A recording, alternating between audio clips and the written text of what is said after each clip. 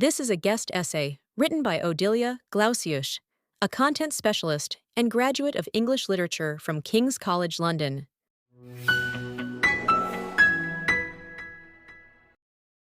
In an essay titled Concerning the Jews, written by Mark Twain in 1898, he concluded with the following now famous words, quote, "If the statistics are right, the Jews constitute but 1% of the human race. It suggests a nebulous dim puff of stardust lost in the blaze of the Milky Way. Properly, the Jew ought hardly to be heard of. But he is heard of, has always been heard of. He is as prominent on the planet as any other people, and his commercial importance is extravagantly out of proportion to the smallness of his bulk. His contributions to the world's list of great names in literature, science, art, music, finance, medicine, and abstruse learning are also a way out of proportion to the weakness of his numbers. He has made a marvelous fight in this world, in all the ages, and has done it with his hands tied behind him. He could be vain of himself and be excused for it. The Egyptian, the Babylonian, and the Persian rose, filled the planet with sounds and splendor, then faded to dream stuff and passed away. The Greek and the Roman followed and made a vast noise, and they are gone. Other peoples have sprung up and held their torch high for a time, but it burned out and they sit in twilight now or have vanished. The Jew saw them all, beat them all, and is now what he always was, exhibiting no decadence, no infirmities of age, no weakening of his parts, no slowing of his energies, no dulling of his alert and aggressive mind. All things are mortal but the Jew, all other forces pass, but he remains. What is the secret of his immortality? This concluding paragraph expresses admiration and disbelief in due turn. Twain recognized the miracle of Jewish continuity and marveled at a dispersed people who remained a cohesive unit, a scattered nation with no political power who outlived the many seemingly invincible empires that persistently attacked them over 2 millennia. It is, to say the least, rare for a Jew to hear this sort of praise from a non-Jew. As Stanford University professor Shelley Fisher Fishkin noted, Twain's efforts to challenge anti-Semitism stand out in sharp relief against a backdrop of ubiquitous virulent anti-Semitism from his contemporary authors in the last decades of the 19th century. And it is the words of another non-Jew, George Eliot, which can perhaps help us, if only partially, address Twain's giant question: what is the secret of our immortality? George Eliot is well known as the prolific realist Victorian novelist of Middlemarch fame. But she, George Eliot, was the male pseudonym under which she wrote. Her real name was Mary Ann Evans, is lesser known as a champion of Jews. Her 1876 seminal novel, Daniel Deronda, presented an unusually sensitive and complimentary depiction of Jews. It even went so far as to support the idea of Jews returning to Israel and building a homeland there, despite the novel being written 2 decades before the birth of an organized Zionist movement.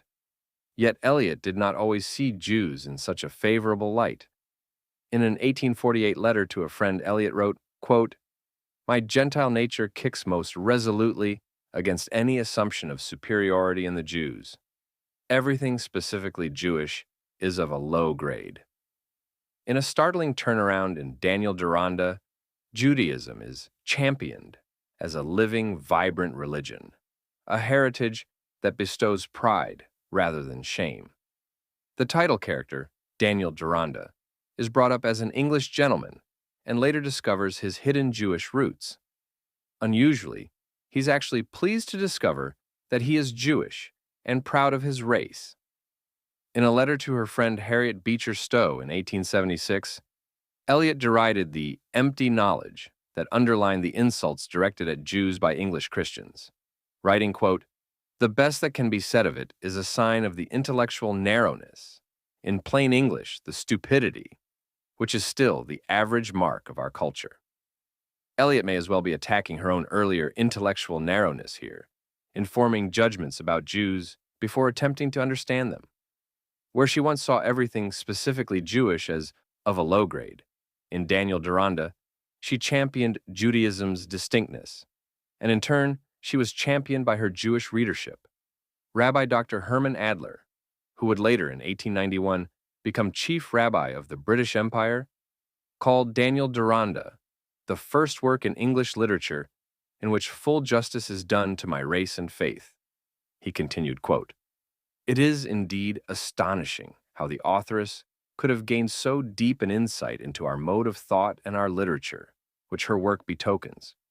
Her reading must have been very extensive, but that is not sufficient to account for the fidelity and truthfulness of her descriptions. We should ascribe it to that power of divination which is a distinguishing mark of true genius." So, what changed Eliot's viewpoints, and what drew her towards writing this astonishing work?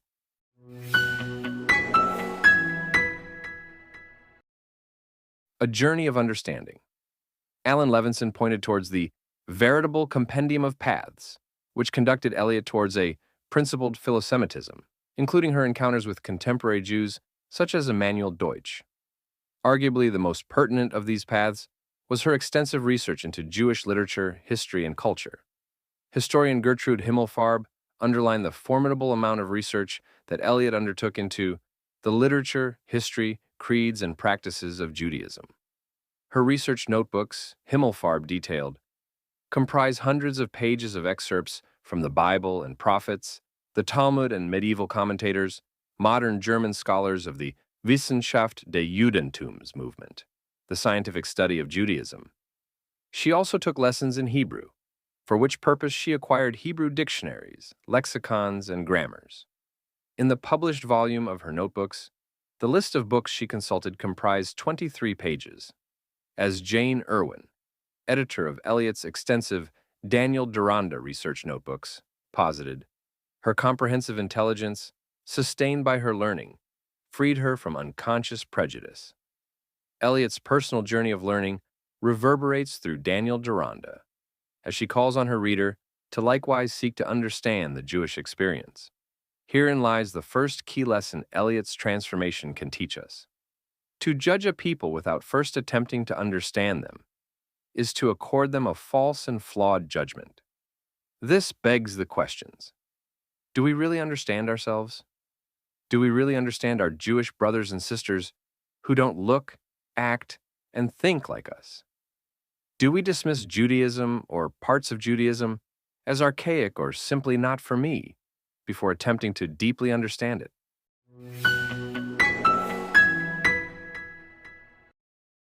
Separateness with communication. Eliot's journey of learning led her to the realization that specificity, rather than being low grade, is actually what sets Judaism apart, what renders it unique. In Daniel Deronda, she celebrated the kindness of the Merricks, a Christian family who readily and warmly welcomed Myra, a Jewish refugee, into their home.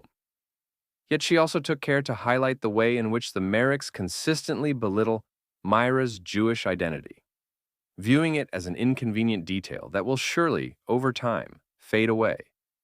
When Mrs. Merrick cheerfully comments, "If Jews and Jewesses went on changing their religions and making no difference between themselves and Christians, there would come a time when there would be no Jews to be seen," Myra responds passionately, quote, "Oh, please not to say that," said Myra, the tears gathering. "It is the first unkind thing you ever said. I will not begin that. I will never separate myself from my mother's people. I will always be a Jewess. I will love Christians when they are good, like you, but I will always cling to my people. I will always worship them." Mab, one of Mrs. Merrick's daughters, is reluctant to indulge Myra's inconvenient susceptibility to innocent remarks, and retorts, "Everything in the world must come to an end sometime. We must bear to think of that." Meanwhile, when Mordecai, an eminent Jewish scholar, is discovered to be Myra's long-lost brother, Mrs. Merrick's gladness is tempered by her frustration at a brother who would dip Myra's mind over again in the deepest dye of Jewish sentiment, dashing her hopes that the intensity of Myra's feeling about Judaism would slowly subside, and be merged in the gradually deepening current of loving interchange with her new friends. Isabel Armstrong pinpointed the instinctive and unexamined anti-Semitism, which Eliot uncovered here, the contemporary view that assumed Jews have no place in and no entitlement to belong to civil society. For all the Merrick's warm embrace of Myra, they also display a latent anti-Semitism in their explicit wish for Myra's inconvenient Jewish identity to fade away, for her to become, in other words, more like them. Despite making space for Myra within their home, the Merricks struggle to make space for Myra's diverging identity. This is a theme which Eliot picked up on in a later essay, The Modern Hep Hep Hep, named after the so-called Hep Hep pogroms in 1819 against Ashkenazi Jews. It is a remarkable essay about cosmopolitanism, Jewishness, assimilation, and separateness, in which Eliot eloquently argued in favor of Jews maintaining their separate and unique identity as a nation. She powerfully wrote, quote, tortured, flogged, spit upon, the corpus vile on which rage or wantonness vented themselves with impunity, their name flung at them as an opprobrium by superstition, hatred, and contempt. They have remained proud of their origin. Does anyone call this an evil pride?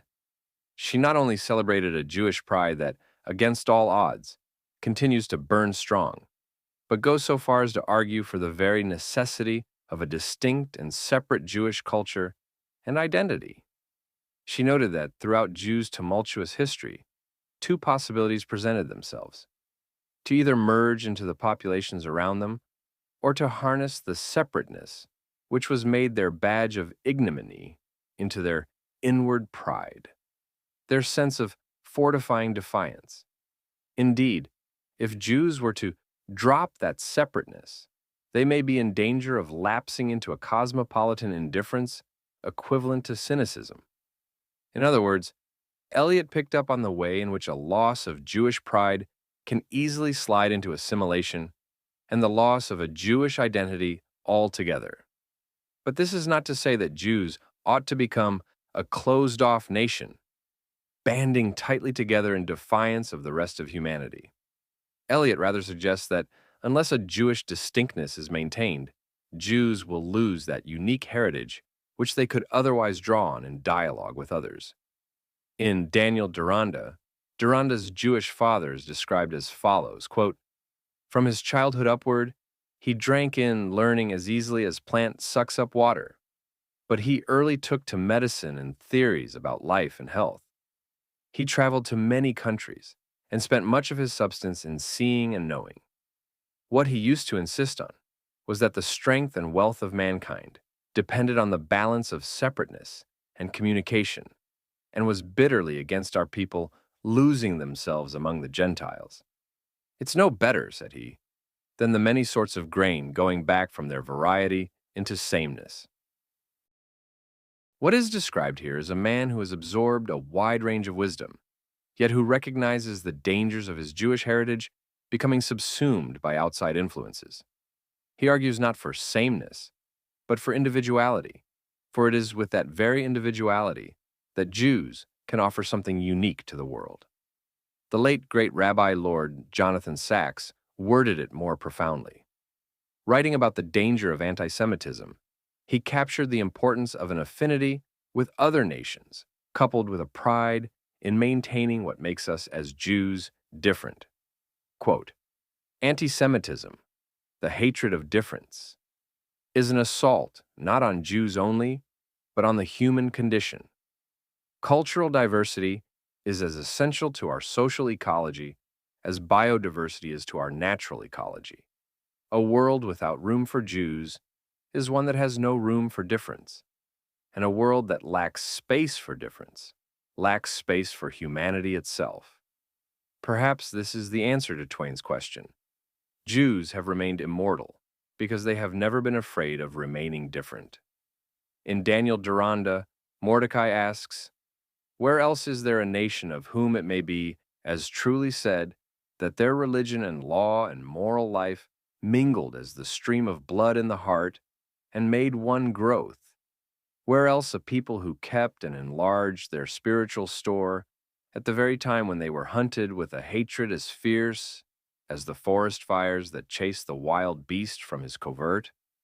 Eliot attempted to raise her readers above the notion that Judaism is merely a sort of eccentric fossilized form, as Daniel Deronda originally conceives it, but is rather, as Mordecai eloquently phrases it, an inheritance that has never ceased to quiver in millions of human frames. Dispersed across the world, Jews remained bound by their religion and law and moral life. They clung to what made them different and remained clinging to it with an obstinate tenacity in the face of fierce hatred. And Eliot, a non-Jewish author, recognized that maintaining a separate Jewish identity is important precisely so that Jews have something unique to contribute to the world stage. As Gertrude Himmelfarb highlighted, Eliot did not think of Judaism as an alien of extraneous element in Western civilization. She read the Jewish sources, ancient and modern, in the same appreciative spirit that she read the classics and literature of her own culture, and she placed them in the same cultural continuum. Maintaining a distinct Jewish character, Eliot realized, allowed for a dynamic conversation between cultures.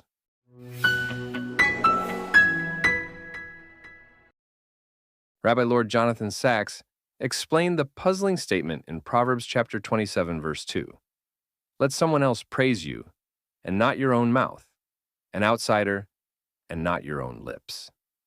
By noting that the Hebrew Bible is perhaps the least self-congratulatory national literature in history.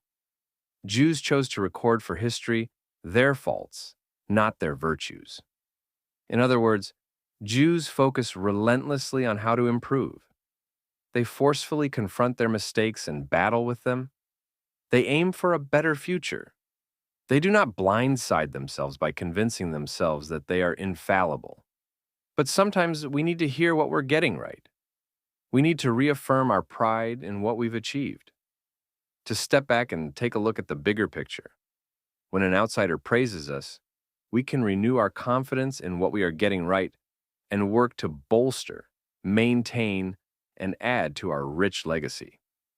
What if Jews themselves were to marvel at their longevity in the same way that Mark Twain did? What if they were to realize that they are part of a miraculous chain of unbroken tradition? What if they were to realize, as George Eliot did, that maintaining that chain requires a strong pride in a distinct Jewish identity? What if they were to stop being afraid of being different